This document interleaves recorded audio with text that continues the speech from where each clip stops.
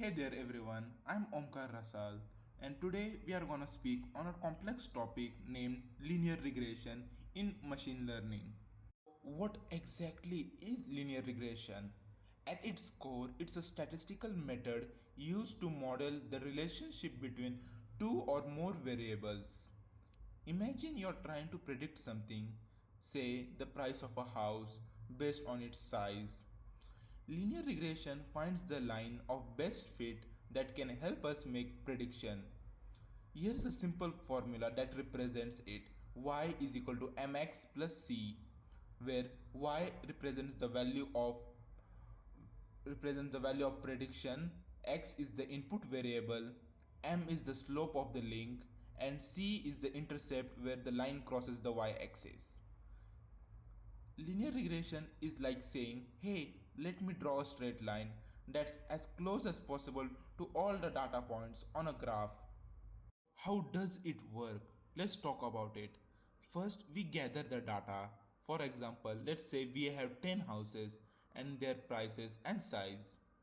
We then train the model, which means we teach our machine learning algorithm to find patterns in the data.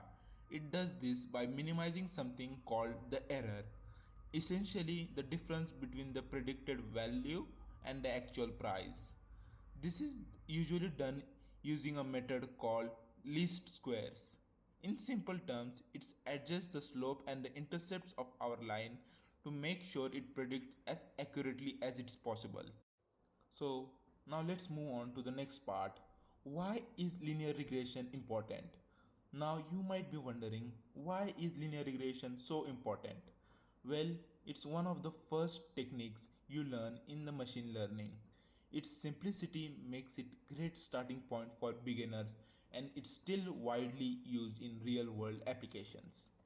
For example, in finance, it's used to predict stock prices. In healthcare, it helps analyze the impact of age or lifestyle factors on disease.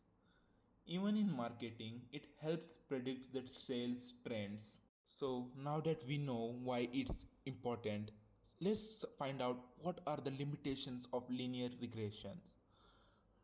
But we all know no tool is perfect. Linear regression assumes a linear relation between variables. That means it works great for straight line patterns, but it struggles with complex relationships.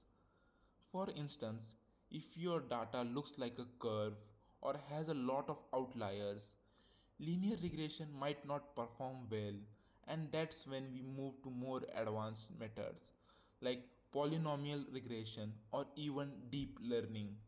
So that now that we know everything about it, I would like to conclude it. Linear regression is like the gateway drug to machine learning.